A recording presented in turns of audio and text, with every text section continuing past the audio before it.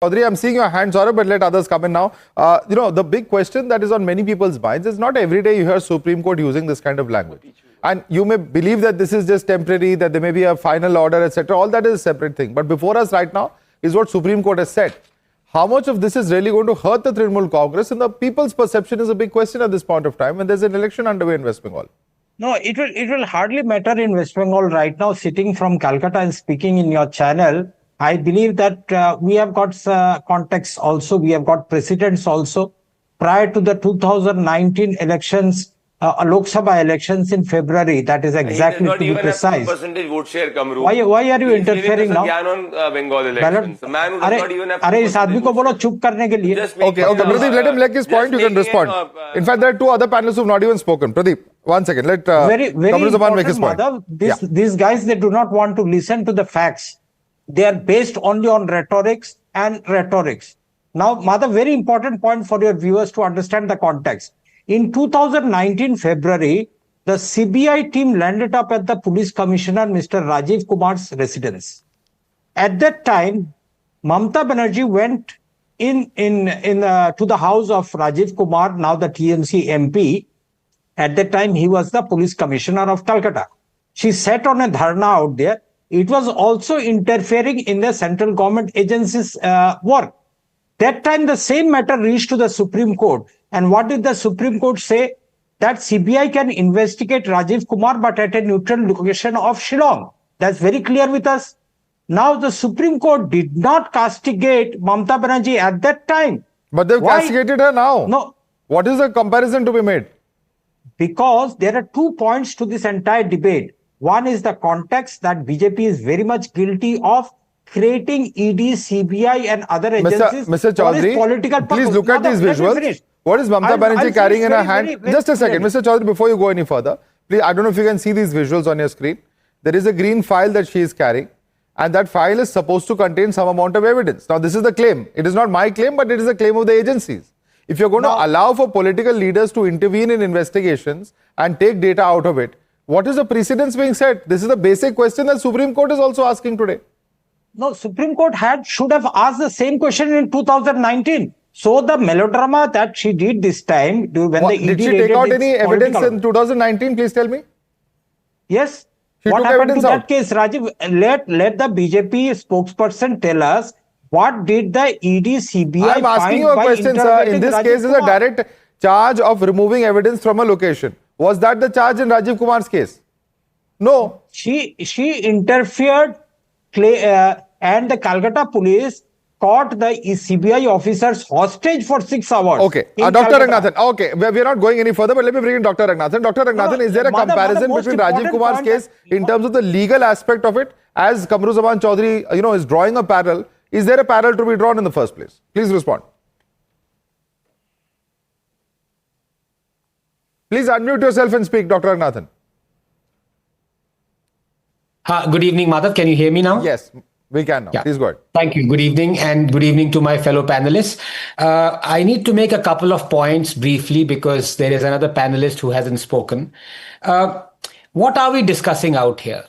Can we at least get one thing to be agreed upon by everyone, that we are a banana republic and the Supreme Court is at the top of it?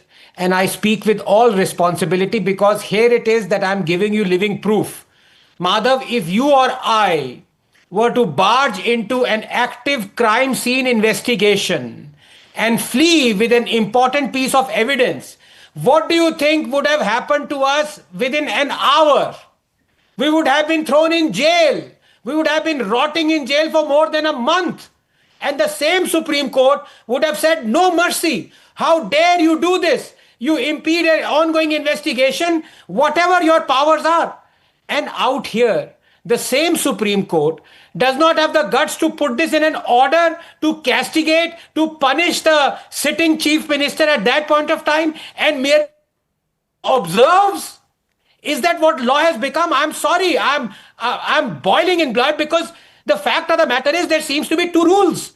One for us and the other for people who hold power. And my dear friend Saurabh out here, I hope he agrees with me. He's one of the most erudite people I've met amongst the TMC. would he not at least accept that if he were to flee with a file, an important piece of evidence, right now he would be on that panel behind bars? This is the difference.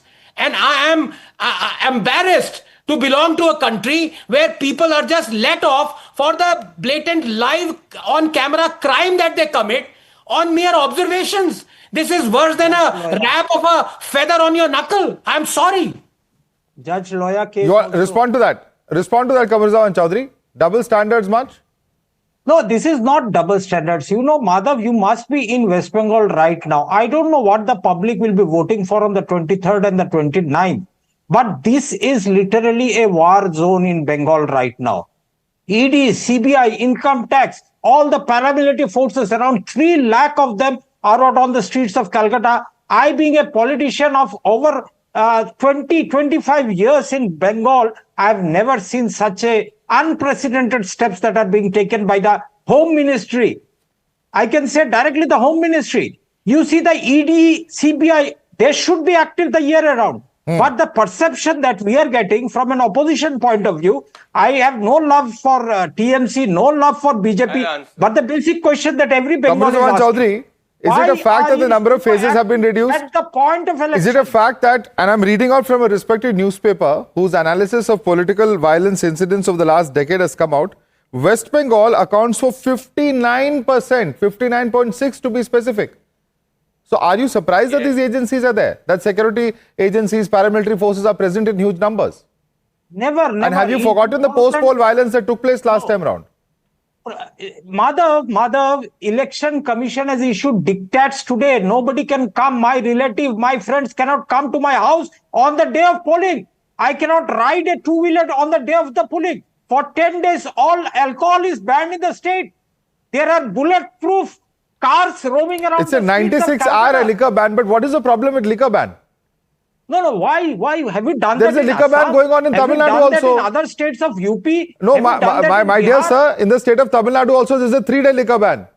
No, currently it's on. We have got a 10-day liquor ban. 10-day liquor ban. 10 days. And 600 crores lost. But still, from the BJP candidates' brothers, the police recovered hundreds of thousands of bundles of notes and liquor. Okay. Dr. Ranganathan, you know, he has serious concerns. 10 days liquor is not allowed. He can't meet his relatives. What's going on in West Bengal? I appreciate Kamruji's concern, and he's a very dear friend. I promise I will send you 3 bottles of 8 p.m. right now.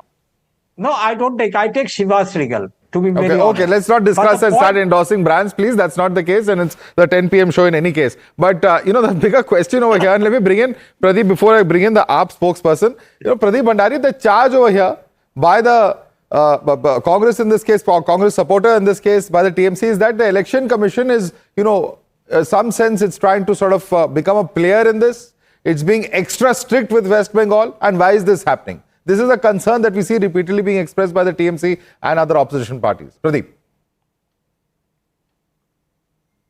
Well, it has to, Madhav, because first of all, the Election Commission is working under the jurisdiction and the supervision of the Supreme Court of India, whether it is in the SIR process or any other process.